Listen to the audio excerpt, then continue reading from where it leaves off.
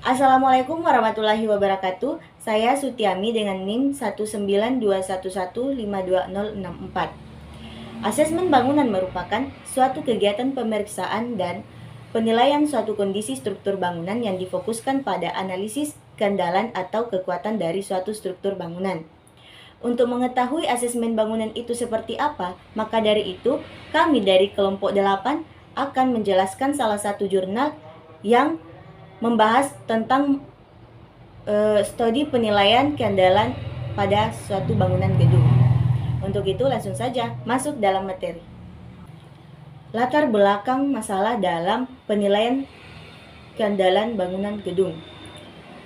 Berdasarkan Undang-Undang Republik Indonesia Nomor 28 Tahun 2002, pengertian dari bangunan gedung ialah wujud fisik hasil dari pekerjaan konstruksi yang menyatu dengan tempat kedudukannya, sebagian atau seluruhnya berada di atas atau di dalam tanah dan atau air, yang berfungsi sebagai tempat manusia melakukan kegiatan, baik untuk hunian atau tempat tinggal.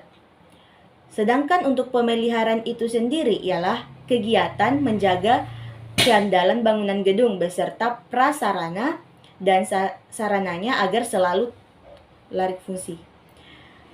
Nah, pemeriksaan berkala ialah kegiatan pemeriksaan keandalan seluruh atau sebagian bangunan gedung, komponen bahan bangunan atau prasarana dan sarananya dalam tenggang waktu tertentu guna menyatakan kelayakan fungsi bangunan gedung tersebut. Nah, salah satu faktor yang harus diperhatikan dalam perencanaan suatu gedung itu ialah keandalan bangunannya. Keandalan bangunan itu sendiri ialah kemampuan bangunan gedung untuk menjalankan fungsinya sesuai dengan rencana. Maka setiap bangunan gedung dengan kepentingan orang banyak perlu diawasi kualitas bangunannya dan dipastikan fungsinya itu bagus. Dan dapat dipastikan bangunan tersebut dapat digunakan atau bekerja sesuai dengan fungsinya. Dalam penilaian keandalan bangunan itu terdiri dari 5 aspek. Yang pertama itu aspek dari struktur. Kedua, aspek arsitektur. Ketiga, aspek utilitas.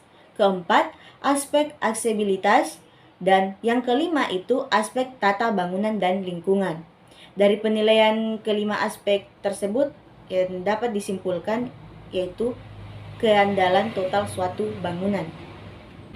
Berdasarkan latar belakang yang telah saya paparkan tadi, maka dari itu terdapat beberapa masalah dalam kasus ini, yaitu bagaimana sih langkah untuk menentukan penilaian keandalan bangunan gedung. Kedua, bagaimana sih menentukan klasifikasi keandalan bangunan tersebut. Dan yang ketiga, bagaimana cara menentukan tingkat keandalan pada masing-masing aspek penilaian bangunan gedung. Nah, di sini terdapat batasan masalah. Yang pertama, penelitian ini dilakukan pada bangunan gedung. Dan yang kedua, penelitian ini menggunakan metode non-descriptive test.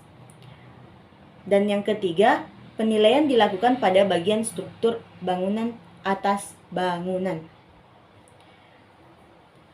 Nah, dari masalah tersebut terdapat beberapa solusi yang dapat diberikan. Yang pertama itu perbaikan arsitektur, yang tujuannya untuk memperbaiki bentuk dari arsitektur bangunan agar semua perlengkapan ataupun peralatan dapat berfungsi dengan baik. Dan yang kedua itu restorasi. Restorasi ini bertujuan untuk memperbaiki elemen-elemen pada bagian struktur. Dan yang ketiga yaitu perkuatan. Nah, tindakan ini meningkatkan kekuatan struktur dari kekuatan semula. Nah, itulah beberapa yang dapat saya paparkan. Selebihnya akan dilanjutkan oleh teman saya. Baiklah, terima kasih atas kesempatan yang diberikan. Perkenalkan, nama saya Siti Hadijah, NIM 1921152047.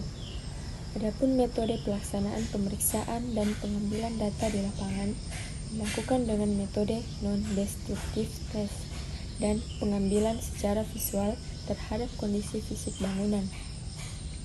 Langkah penilaian keandalan dimulai dengan melakukan klasifikasi penilaian. Dilanjutkan dengan pengumpulan data proyek berupa riwayat pemeliharaan dan perbaikan gedung, pemeriksaan visual di lapangan, lalu melakukan penilaian menggunakan klasifikasi penilaian. Hasil penilaian menunjukkan kategori tingkat keandalan bangunan gedung yang dinilai. Kategori tingkat keandalan dibagi 3, yaitu andal, kurang andal, dan tidak andal. Yang selanjutnya itu kesimpulan. Berdasarkan penilaian keandalan yang sudah dilakukan pada 4 bangunan gedung yang berbeda dan dalam 5 aspek penilaian yang berbeda, maka disimpulkan bahwa yang pertama, langkah penilaian keandalan dimulai dengan menentukan klasifikasi penilaian. Dilanjutkan dengan pengumpulan data proyek berupa riwayat pemeliharaan dan perbaikan gedung, pemeriksaan visual di lapangan, lalu melakukan penilaian menggunakan klasifikasi penilaian. Hasil penilaian menunjukkan kategori tingkat keandalan bangunan gedung yang dinilai. Yang kedua, klasifikasi penilaian yang digunakan memiliki range yang tidak terdefinisi jelas untuk setiap satuan nilai. Jadi, dibutuhkan definisi penilaian yang lebih rinci untuk setiap satuan nilai, khususnya pada penilaian aspek arsitektur, aspek utilitas, aspek aksesibilitas, dan pemeriksaan visual untuk aspek struktur.